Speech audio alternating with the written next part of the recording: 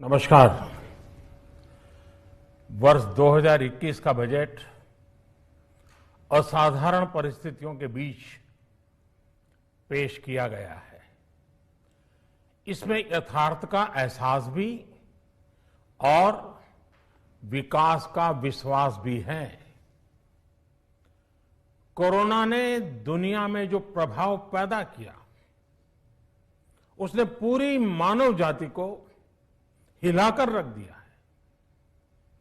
इन परिस्थितियों के बीच आज का बजट भारत के आत्मविश्वास को उजागर करने वाला है और साथ ही दुनिया में एक नया आत्मविश्वास भरने वाला है।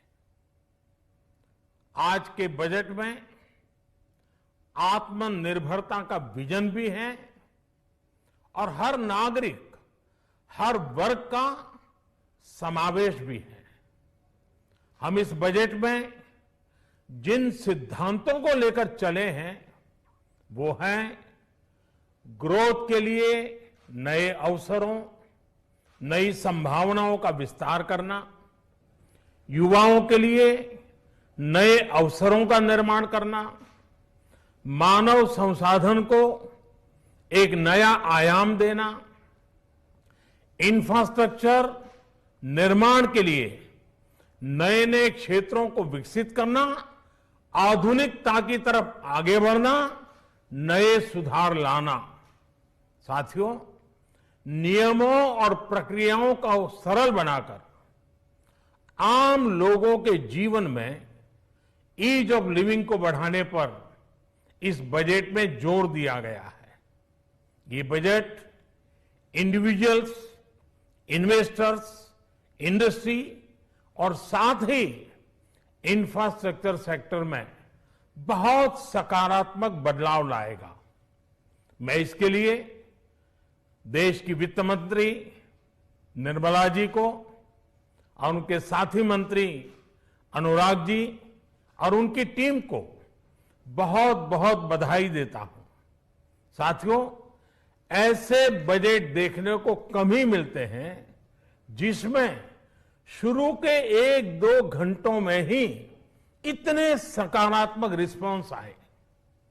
कोरोना के चलते कई एक्सपर्ट्स ये मानकर चल रहे थे सरकार आम नागरिकों पर बोझ बढ़ाएगी, लेकिन फिस्कल सस्टेनेबिलिटी के प्रति अपने दायित्वों को ध्यान में रखते हुए सरकार ने बजट साइज बढ़ाने पर जोर दिया।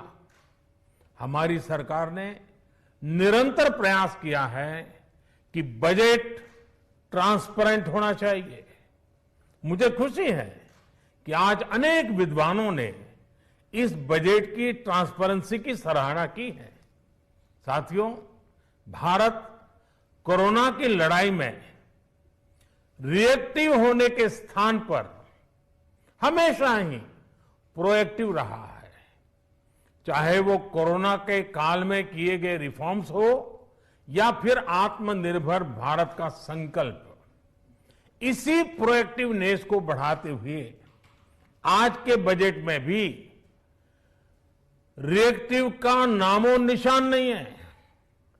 साथ ही हम एक्टिव पर, स्टेटस को पर भी अटके नहीं हैं और हमने इस बजट में भी प्रोएक्टिव बजट देकर के देश के सामने प्रोएक्टिव होने का संदेश दिया है।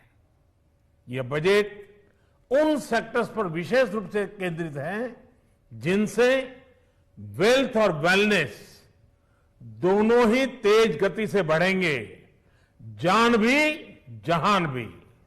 इसमें एमएसएमईज और इंफ्रास्ट्रक्चर पर विशेष रूप से जोर दिया गया है। इसी तरह ये बजट जिस तरह से हेल्थ केयर पर केंद्रित है वो भी अभूतपूर्व है। ये बजट देश के हर क्षेत्र में विकास यानी ऑल राउंड डेवलपमेंट की बात करता रहता है। खास तौर पर मुझे खुशी है कि इस बजट में दक्षिण के हमारे राज्य, पूर्वोत्तर के हमारे राज्य और उत्तर में लेह लद्दाख जैसे क्षेत्रों में विकास पर विशेष ध्यान दिया है। ये बजट भारत के कोस्टल स्टेट्स जैसे तमिलनाडु, केरल, पश्चिम बंगाल, इनको एक बिजनेस पावर हाउस बनाने की दिशा में एक बड़ा कदम उठाए। नॉर्थ ईस्ट के राज्य जैसे असम के अनएक्सप्लोर्ड पोटेंशियल को टैप करने में बजट बहुत बड़ी मदद करेगा। इस बजट में जिस तरह से रिसर्च एंड इनोवेशन इकोसिस्टम पर बल दिया गया है, जो प्रावधान किए गए हैं, उनसे हमारे युवाओं को ताकत मिलेगी। भारत उज्जवल भविष्य के लिए बहुत ठोस कदम रखेगा। साथियों, देश के सामान्य मानवी का, महिलाओं का जीवन आसान बनाने के लिए उनके स्वास्थ्य, स्वच्छता, पोषण, शुद्ध जल और अवसरों की समानता, इस पर इस बजट में विशेष बल दिया गया है। बजट में इंफ्रास्ट्रक्चर पर खर्च में अभूतपूर्व वृद्धि के साथ साथ कई व्यवस्थागत सुधार किए गए हैं, जिसका बहुत बड़ा फायदा देश में ग्रोथ और जॉब क्रिएशन, रोजगार के लिए बहुत लाभ होगा। देश में एग्रीकल्चर सेक्टर को मजबूती देने के लिए, किसानों की आय बढ़ाने के लिए इस पर बजट में बहुत जोर दिया गया है। कई प्रावधान किए गए हैं। एग्रीकल्चर सेक्टर में किसानों को और आसानी से और ज्यादा ऋण मिल सकेगा। देश की मंडियों को यानी एपीएमसी को और मजबूत करने के लिए, सशक्त करने के लिए एग्रीकल्चर इंफ्रास्ट्रक्चर फंड से मदद का प्रावधान किया गया है। ये सब निर्णय ये दिखाते हैं कि इस बजट के दिल में गांव है, हमारे किसान है। एमएसएमई सेक्टर को गति देने के लिए, रोजगार के अवसर बढ़ाने के लिए इस बार एमएसएमई सेक्टर का बजट भी पिछले साल की तुलना में 2 गुना से ज्यादा कर दिया गया है। साथियों, ये बजट आत्मनिर्भरता के उस रास्ते को लेकर आगे बढ़ा है जिसमें देश के हर नागरिक की प्रगति शामिल है।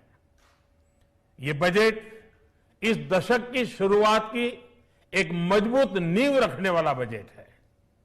सभी देशवासियों को आत्मनिर्भर भारत के इस महत्वपूर्ण बजट के लिए मैं बहुत बहुत शुभकामनाएं देता हूं।